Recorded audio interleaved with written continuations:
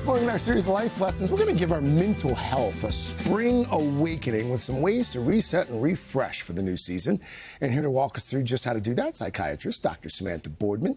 Welcome back, Dr. Boardman. Thank you. So, you know, spring comes around. A lot of folks talk about spring cleaning the house, maybe even the garage. You maintain that we need to spring clean our mind as well. What does that look like? So how can you harness that energy and extend it into those psychological spaces, this mental decluttering?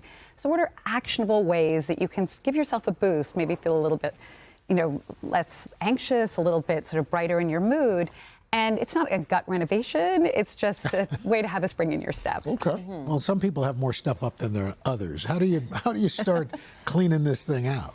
People are super stressed out right now, and start with this one simple thing. Remove one thing. When we're trying to make a positive change, typically we add something to our plate. How about That's a really good removing point. something? So maybe is there a newsletter that sort of stresses you out that you're subscribed to? Unsubscribe. Or a group chat that sort of stresses you out. I just had a pile of books by my bed, and I thought, I'm going to remove some of them. So if you just ask yourself, if this weren't already in my life, would I add it now? And if the answer is no, remove it. Remove it. Yeah. With people too, maybe, huh? It certainly could be. Yes, absolutely. Something else you can do is go for an all walk.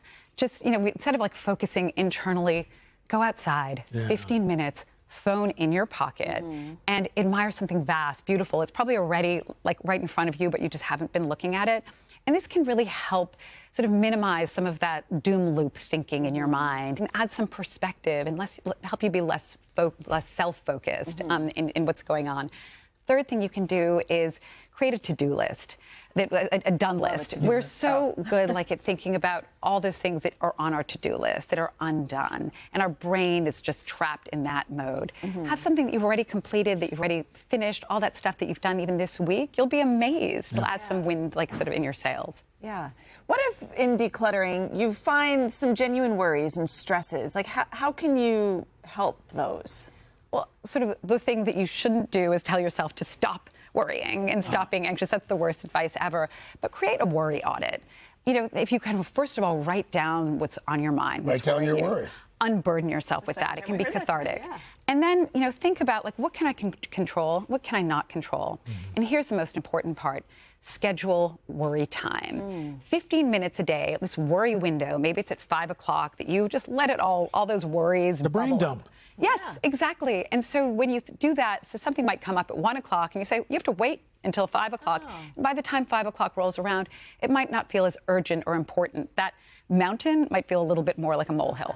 Spring's also a good time to reset goals, start new habits as well, perhaps. How can you find success trying something new?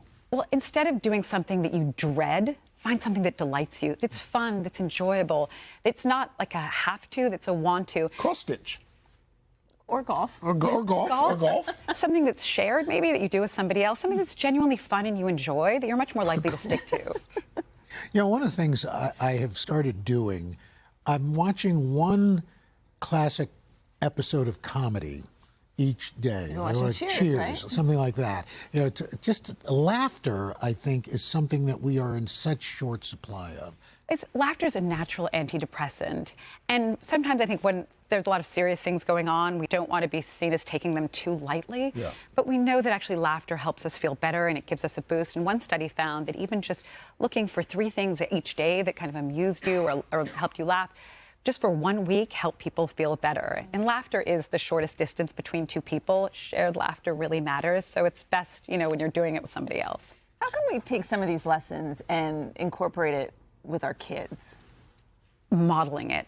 How are you doing it? So I think when we're always serious, when we're saying we're so stressed out, and this new study just came out when parents actually laugh with their kids, it's not all these formal, things that you have to do. Just have a good time, laugh together, play together. Is it okay if the kids are laughing at you? Does that still always count? that always counts. Yes. Dr. Boardman, thank you. Great tips. You so much. Great tips. Hey, thanks for watching. And don't forget, you can catch the Today Show every morning on NBC or take Today when you're on the go. Just follow the Today podcast on Apple Podcasts, Spotify, or wherever you listen.